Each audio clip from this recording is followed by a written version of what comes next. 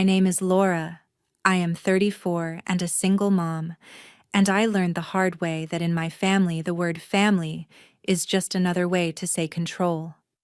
On Christmas Eve, I was standing in my parents' living room, watching my son hover near the dessert table in his little sweater, cheeks pink from running around the house. My mom picked up the last slice of Christmas pudding, looked straight at him, then turned to the room and said, "Only family gets to eat." She laughed.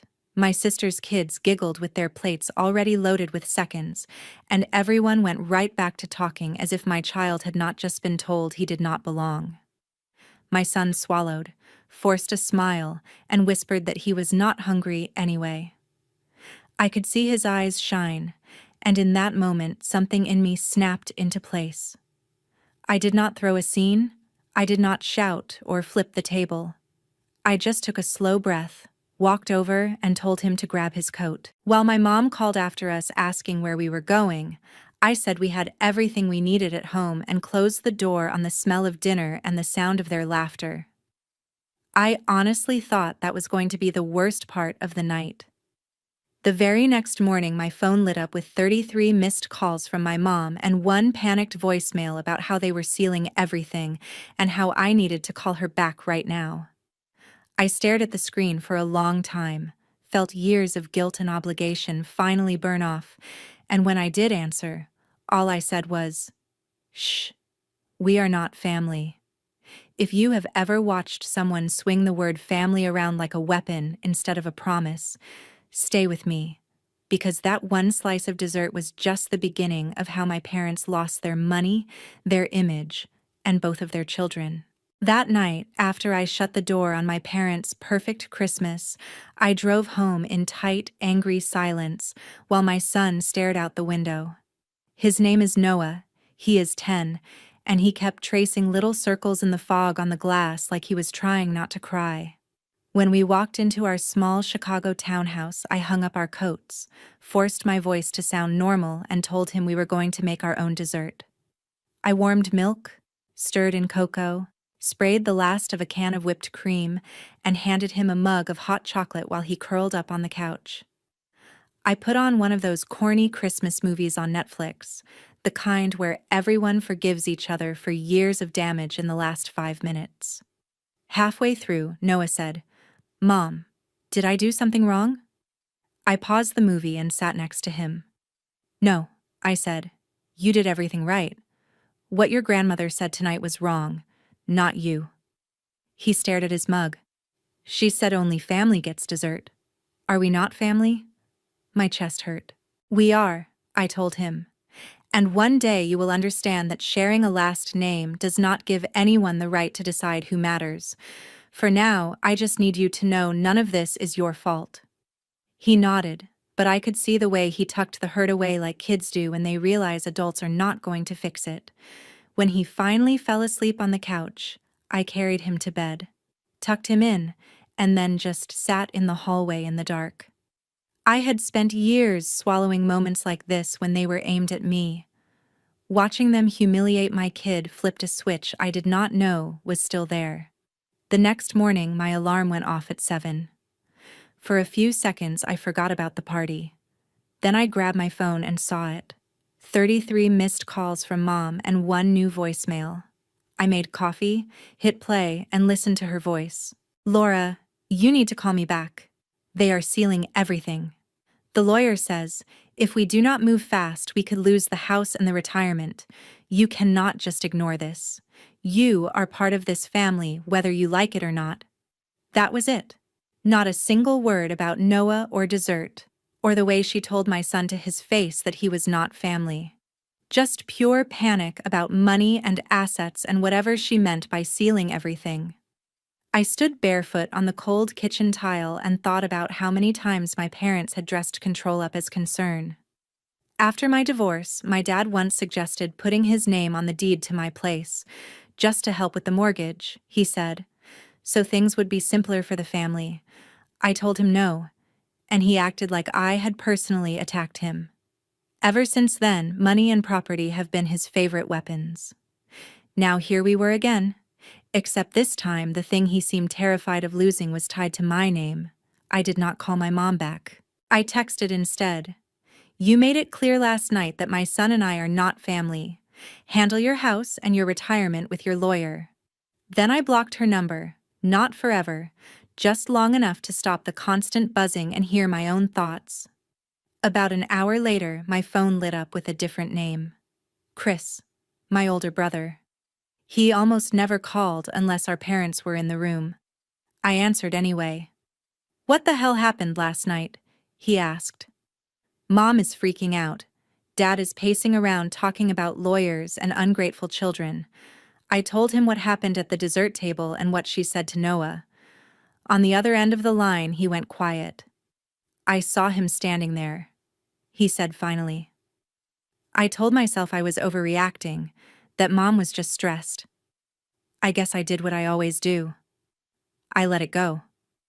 Of course he did. Chris has spent his whole life smoothing things over, pretending their worst moments were no big deal.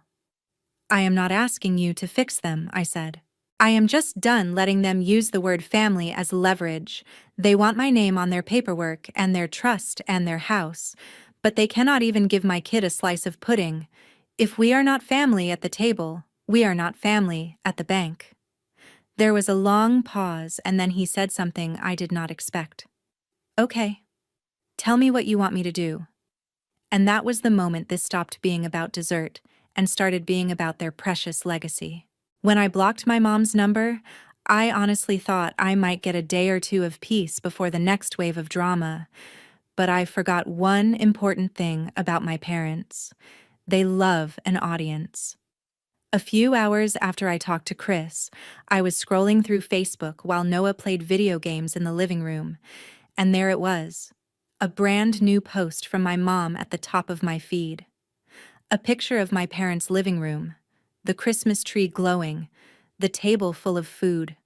My sister standing there with her kids in their matching pajamas, everyone smiling like an advertisement for the perfect suburban holiday. The caption said, "Feeling so blessed for family this year. Nothing matters more." My stomach turned. I zoomed in on the photo out of habit, looking for myself, looking for Noah, even though I already knew. We were not there. The angle made it obvious that the picture had been taken after we left, like they had literally framed us out of their narrative. I stared at the words "so blessed for family" and heard her voice from the night before. Only family gets to eat. My notifications pinged again, this time a text from my sister. Why did you bail last night? Mom said Noah was being difficult. I sat there for a second, choosing my words very carefully. You saw what happened with the dessert, I typed back. She looked at my kid and told him only family gets to eat. And then gave your kid seconds. There was a pause. The typing dots popped up, disappeared, popped up again. Finally, she replied, "You are being dramatic. It was a joke. You know how Mom is. You cannot blow up the whole family over one awkward comment." That was the thing.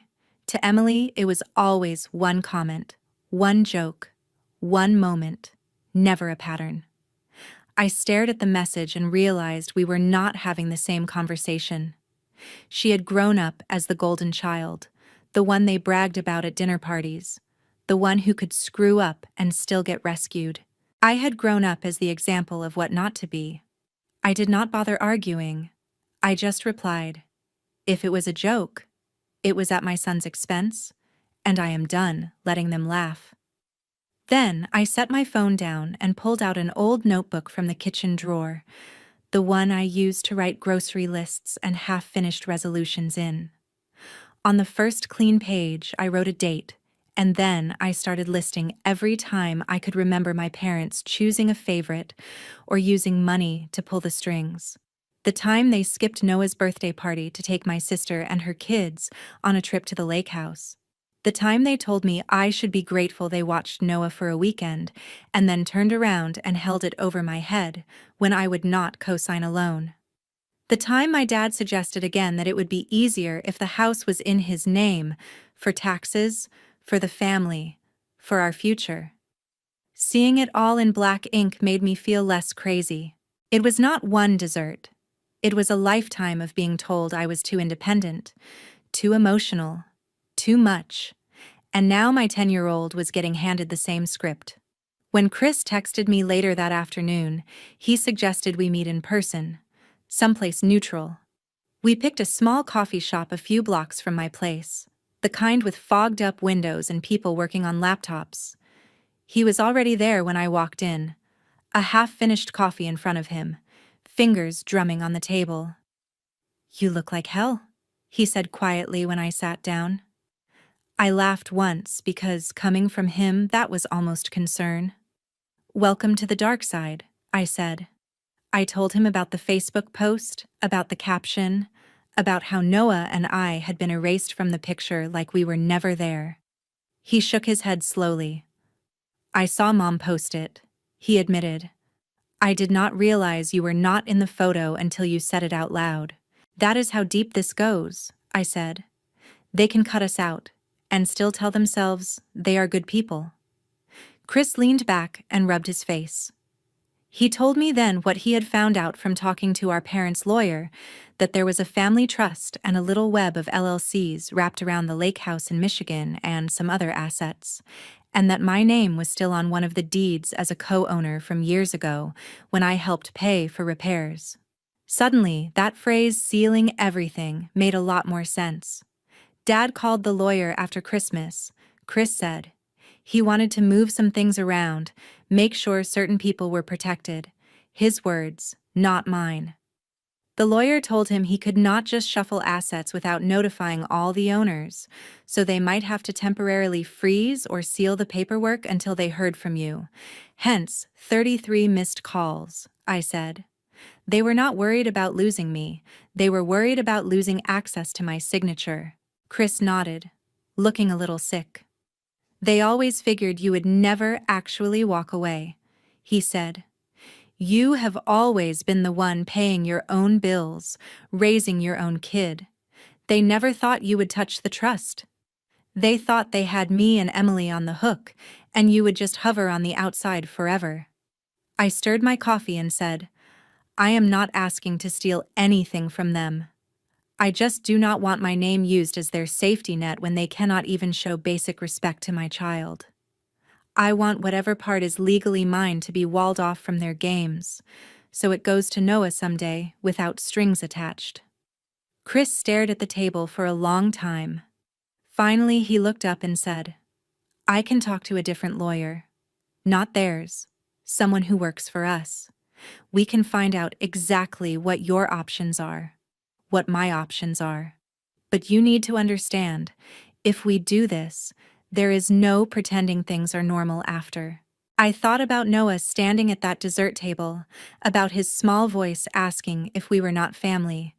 Then I thought about my mom's voicemail, full of panic for her retirement, and not one word for my son. "Good," I said. Normal was killing me slowly. 2 days after that coffee shop meeting with Chris, I got the kind of email that makes your stomach knot before you even finish the first sentence. The subject line said, "Family Trust Concerns," with my parents' lawyer's name underneath. The tone was exactly what I expected, formal and condescending at the same time. It started with, "Dear Laura, your parents have informed me that you may be considering changes to your participation in the family trust and related property interests," and slid straight into a paragraph about potential tax penalties, complications with long-term planning, and how sudden moves could jeopardize your parents' retirement. There were sentences like, "It would be in the best interest of the family if you refrained from making any hasty decisions," and "Your parents have always had your financial security at heart." Reading it, you would think I was an ungrateful teenager, not the person who had been paying her own bills and raising a kid alone for a decade. I read it twice, then forwarded it to the independent lawyer Chris had found, along with a simple line, "Is any of this actually about taxes, or is it just pressure?" While I waited for a response, I just stood in my kitchen and let the pattern play out in my head. My parents only learned the word boundaries in therapy after my dad's affair years ago, and even then they used it like a weapon, not a practice. They loved the idea of legacy, of a story where they had sacrificed everything for their kids. But in reality, most of their sacrifices were strings dressed up as gifts. When the new lawyer called me back, he was blunt. Some of what the email said was technically true, he explained, but very incomplete. Yes, restructuring a trust and moving property around can have tax consequences, but any decent planner would have talked to me directly about options, not tried to scare me into silence through my parents' mouthpiece. He confirmed what Chris had already told me, that my name on the deed for the Lake House LLC meant nothing significant could happen with that cabin without my consent, and that the firm was obligated to loop me in. When he said, "Frankly, if they are this desperate to keep you from asking questions, you should definitely be asking questions," something inside me relaxed. I was not crazy. I was just inconvenient to people who were used to getting their way. With his help, I drafted my own email, this time not as the scared daughter, but as a co-owner and beneficiary. I wrote, "I am fully aware of my legal interest in the Michigan property and any related entities. I do not consent to any sale, lease, refinance, or restructuring of these assets without my explicit written approval. I also request a full accounting of all transactions related to the property and trust for the last 5 years, sent directly to me. From this point forward, all communication regarding my interest should go through me or my counsel, not through my parents." It felt strange to see those words on the screen, like I was impersonating someone powerful, but the truth was I had always had that power. I had just been trained not to use it. I hit send and went back to loading the dishwasher like it was any other Tuesday. It took less than an hour for my mom to find another way to reach me. Blocking her main number had slowed her down, not stopped her. This time it was a voicemail from the house phone, the one they still kept on the wall like it was 1995. Her voice came through sounding shrill and wet, like she had been crying or wanted me to think she had. "Laura, what are you doing?" she snapped. "Your father is beside himself. The lawyer says you are making everything complicated. Do you have any idea what you are risking?" Then her tone shifted, and the mask slipped just a little. "That cabin is our retirement," she said. "We put our whole lives into giving you kids something to fall back on, and this is how you repay us, by freezing everything because your son had to hear no one time." My jaw clenched. She did not say his name once. She did not say, "I am sorry I humiliated your child." She said, "Your son had to hear no one time," like she had made him go to bed without a story, not told him he was not family in front of a room full of people.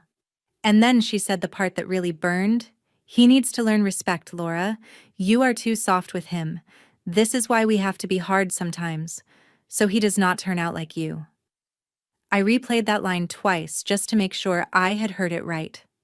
In her mind, making sure he did not turn out like me meant making sure he learned his place in their hierarchy early. I texted the voicemail transcript to Chris without comment. A minute later he called, and I could hear the anger in his voice before he said anything. "She really said that?" he asked. "She really turned this into a lesson about respect?" I told him yes, and added, "She only started panicking when she thought she might lose the cabin, not when she realized she had hurt her grandson." There was a long exhale on the other end. "I am done going over there for a while," he said finally. "I cannot keep pretending this is normal. They called me twice this morning to complain about you, and not once to ask how Noah is." "Good," I replied. "Let them sit with themselves for a bit." A few hours later, my phone buzzed again, this time with a text from Emily. "So now you are dragging lawyers into this," she wrote, over dessert. "You are punishing Mom and Dad for trying to build something for us. Just admit you are jealous they trusted me to handle things." I stared at her words and realized she really believed that. In her world, being the chosen one meant responsibility and favor, not chains. In mine, it meant my son being told he did not count. I typed back, "I am not jealous of being the favorite, Em. I am tired of being the backup. They only called me when their money got touched, not when they broke my kid's heart. I am not the one turning family into a transaction. I am just done being the collateral. Then I put my phone face down, because for the first time in my life, I was not waiting for their approval, their version of the story, or their permission to protect myself. About a week after that voicemail about the cabin and the retirement, just when I thought my parents might finally be running out of ways to reach me, they did exactly what I should have expected. They took it to social media. I was half watching Noah do homework at the kitchen table when a notification popped up from Facebook, an event invite from my mom. The title hit me first: Holiday Family Reconciliation Dinner, little snowflake emojis sprinkled around it like sugar. The description said something like, "After a hard year, we believe in forgiveness and second chances. There is nothing more important than family coming back together." She had posted a photo along with it, our parents' house lit up like a Christmas card, the tree glowing in the front window, a wreath on the door. The guest list was public enough for me to see: neighbors, church friends, my sister, her kids, a few of my parents' wine night couples, and of course, my brother Chris. There was one name missing: mine. I scrolled down and saw comments already rolling in. People wrote things like, "So beautiful, you two are such an inspiration," and "Love how your family always sticks together." I could practically hear my mom soaking up every heart emoji. A second later, my phone buzzed again, this time with a screenshot of the event from Chris. Underneath, he had typed, "You seeing this?" I replied, "Apparently, I have been invited to reconcile, just not tagged." He wrote back, "They called me twice this morning about it. They are acting like they are the victims in all this. Do you want to go?" I stared at that question for a long time. Part of me wanted to ignore the whole thing, let them perform their little redemption arc without me. But another part of me, the part that watched them rewrite history in real time for decades, knew exactly what would happen if I stayed home. They would stand in front of that group and talk about their difficult daughter who turned her back on them.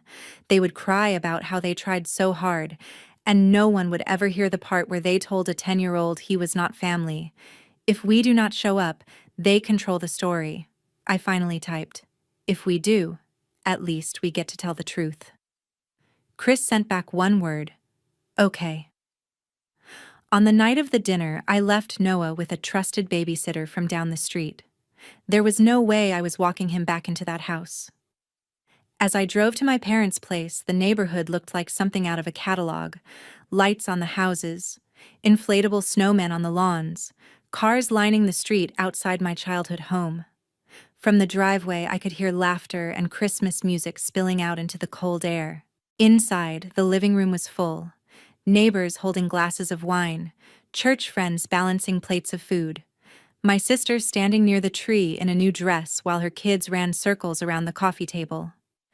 My mom spotted me in the doorway, and for a split second, real surprise crossed her face. Then she pasted on a bright smile and came toward me with her arms open like this was all normal. "You made it," she said loudly, just enough for a few people to hear. "I knew you would not stay mad forever." I did not hug her back. Chris appeared at my side like a buffer, and I could tell from the tightness in his jaw that he was holding something in.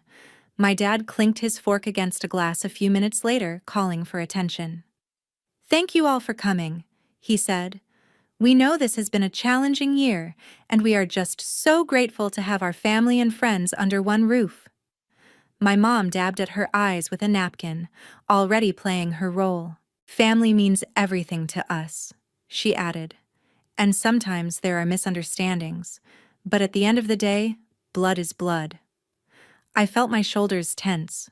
There it was again, the magic word they loved to hide behind: blood. Chris shot me a quick look, the kind that says, "It is now or never." He stepped forward slightly and raised his voice just enough to cut through the polite applause. "Funny," he said, Because last week you looked your 10-year-old grandson in the eye and told him only family gets to eat. The room went silent so fast it was almost funny. Every head turned toward us. My mom froze, her hand still halfway to her face. My dad's smile dropped a fraction of an inch. Chris did not back down. He spoke calmly, like he was explaining a situation at work, not detonating a bomb in our parents' living room. Mom took the last slice of dessert at Christmas and told Laura's kid he was not family, he said. Then you let my sister's kids have seconds while he stood there pretending it did not hurt. And when Laura walked out with her son, the next morning you called her 33 times, not to apologize, but because the lawyer told you you might lose access to the cabin and the trust if she did not sign what you wanted. Someone near the sofa shifted, a neighbor couple who had known us since we were kids. The woman's eyebrows shot up, her mouth flat. My mom found her voice first. "Chris," she said, her tone sharp. "This is not appropriate. We can talk about family matters in private. This is not the place." He laughed once, no humor in it. "Private is what got us here," he said. "You get to humiliate people in private and then show this house off like we are some kind of perfect Christmas postcard." One of our neighbors, Mrs. Reynolds from across the street, spoke up before my parents could. "I was there that night," she said quietly. "I heard what you told Noah." A few more heads turned her way. "That is not a misunderstanding," she added. "That is cruel." My mom's face went red. She reached for the nearest excuse. "I was joking," she insisted. "You all know my sense of humor. These kids are too sensitive these days. I would never really mean that." She turned to me with a tremble in her voice. "Tell them, Laura. Tell them you know I did not mean it." Every eye in the room landed on me. For a second, I could feel 16-year-old me wanting to shrink, to smooth it over, to laugh and say, "It is fine, Mom. We know you did not mean it." But then I saw Noah in my mind, standing at that dessert table, and the words came out different this time. "No," I said, clear and calm. "You meant it. You have been meaning it my entire life.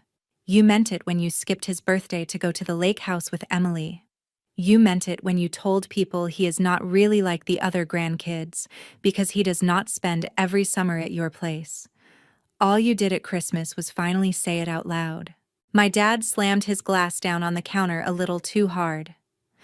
"We built all of this for you ungrateful children," he snapped.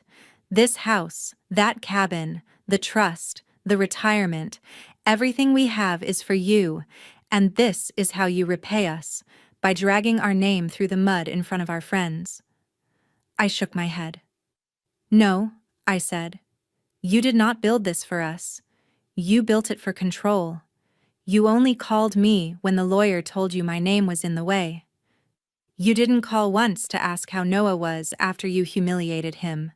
That is not love. That is leverage." The room was so quiet I could hear the heating system come on. Behind us, someone set their wine glass down carefully on a coaster, like they were afraid any noise would make things worse. My mom looked around at the faces she had handpicked for this performance and realized, maybe for the first time, that she was not winning them over. Her eyes filled, but the crying came out sharp, almost angry. "You are destroying our family," she said, voice cracking. "You are ruining our legacy, everything we worked for, all because your child had to hear no for once." I felt weirdly calm. "You destroyed it yourself," I said. "The second you decided a 10-year-old was expendable so you could protect your pride and your assets. We are just finally saying it where other people can hear." For a second, nobody moved. Then Chris put his hand on my shoulder.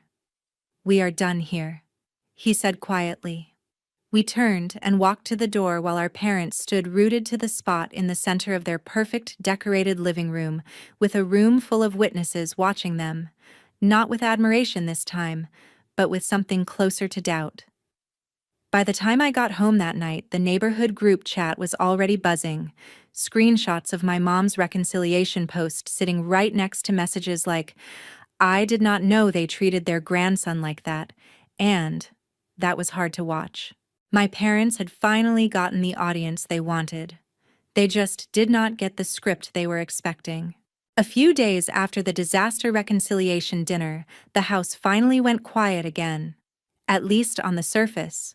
No calls, no messages, just this strange, heavy pause like the moment right after a storm when you are not sure if there is another wave coming. I used that silence to finish what I had started with the lawyer Chris and I had hired. He sent me a detailed summary of the trust and the LLCs wrapped around the Michigan cabin, and for the first time in my life I saw my name on paper the way my parents saw it, not as an inconvenience, but as a key. The paperwork made it very clear nothing meaningful could happen with that property without the consent of every owner, which included me. With his guidance, I signed documents that formally separated my interest from anything my parents could control day to day. My share of the cabin and any related income was locked to me and, eventually, to Noah. Any refinance, sale, or new loan they wanted would require my explicit written approval. The lawyer was calm and matter-of-fact about it. "You are not taking anything that is not already yours," he said. "You are just making sure no one can use your name in a way you do not agree with." Chris went a step further. As a beneficiary on parts of the trust my parents had always assumed would be their backup cash flow, he elected to delay or limit future distributions that would go directly to them.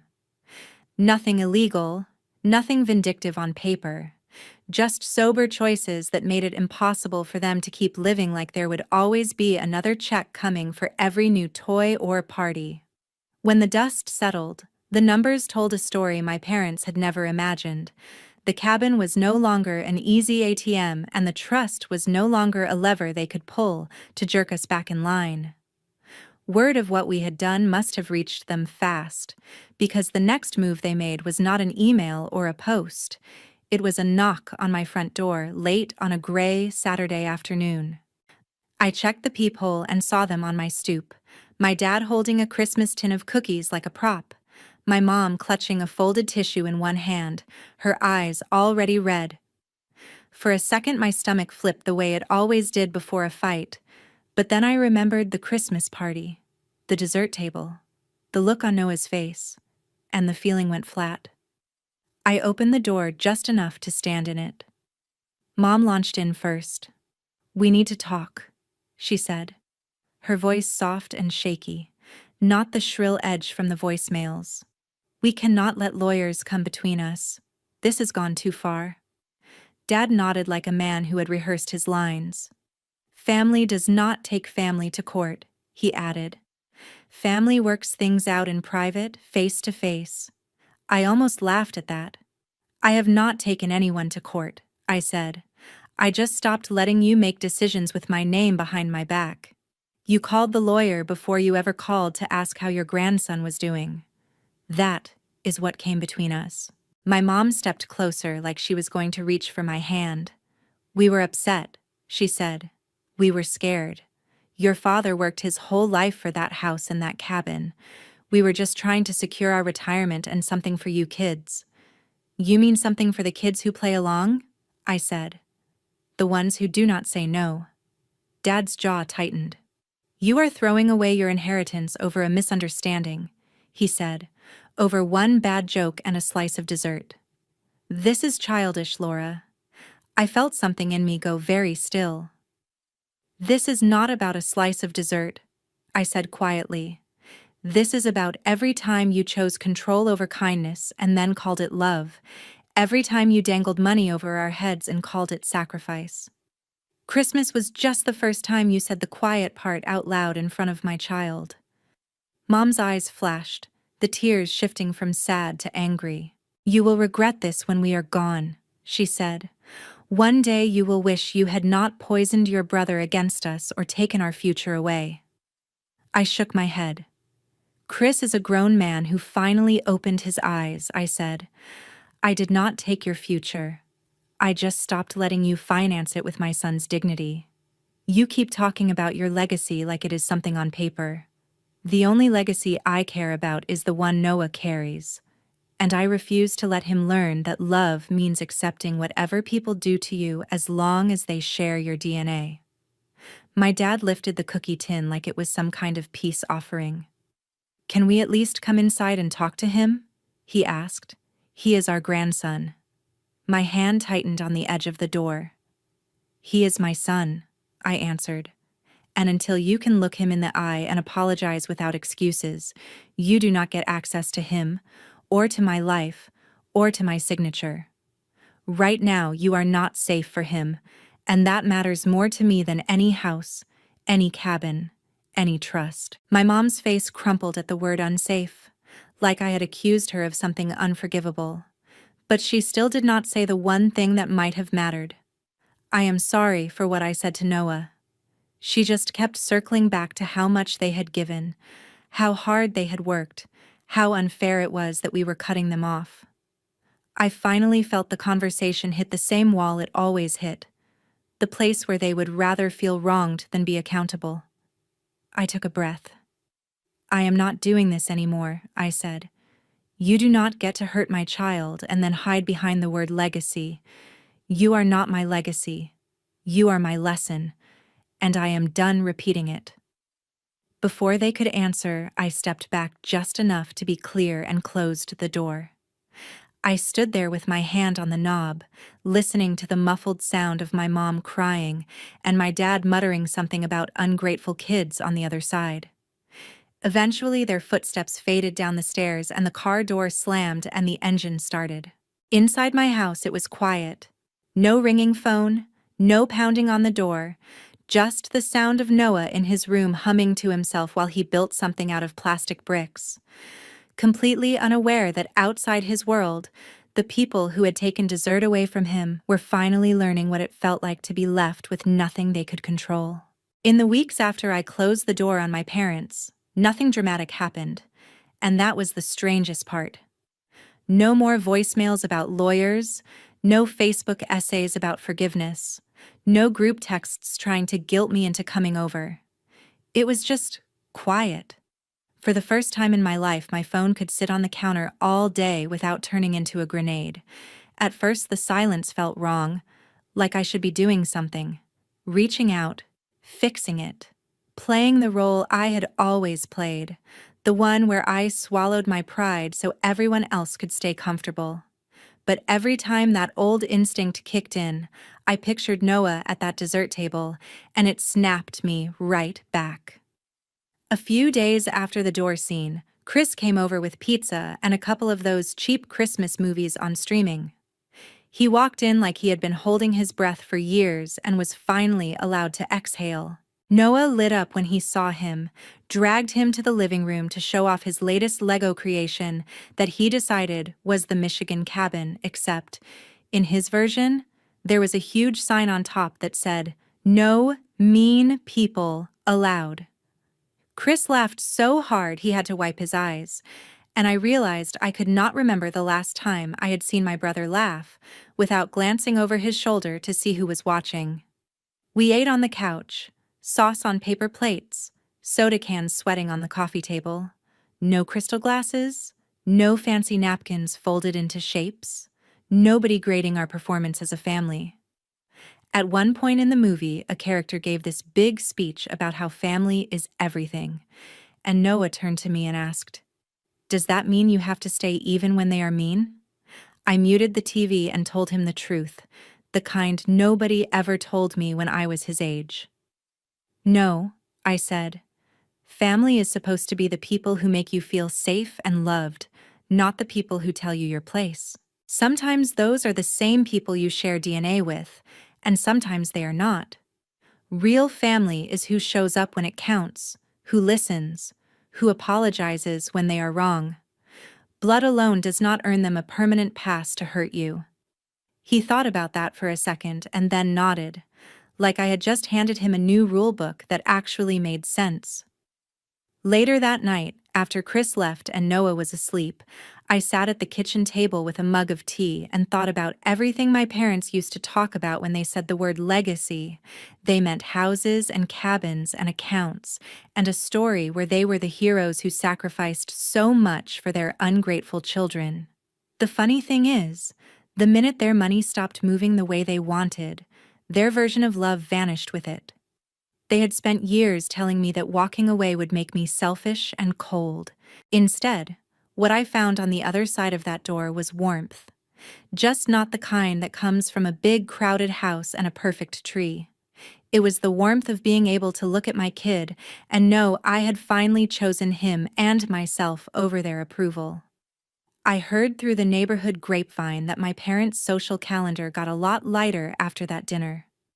A couple of their closest friends still came around, the ones who believed their version of things, but a lot of people quietly stopped showing up. The cabin sat mostly empty that winter, not because they could not go, but because it was no longer a stage where they could parade the grandkids they thought counted. They still had their house, their things, their carefully arranged photos on the wall, but the audience they had built their identity around was smaller, and for the first time in their lives, they had to sit in the quiet and look at what they had actually raised. I do not know if they ever will. Maybe someday they will figure out how to say "I am sorry" without adding "but" right after. Maybe they will not. That part is not my responsibility anymore. What is my responsibility is the little boy sleeping down the hall and the lesson he learns from all of this. I want him to grow up knowing that love without respect is not love, that you are allowed to walk away from people who hurt you, even if the world tells you family is everything, and that protecting your peace is not selfish, it is survival. I did not burn my family to the ground, I just stopped standing in the fire and calling it home. And if any of this sounds familiar to you, if you have ever been told to keep the peace while someone chipped away at your dignity, even in the name of family, I hope you hear this clearly. You are not crazy, and you are not alone. Have you ever had to cut off someone toxic, even if they shared your last name,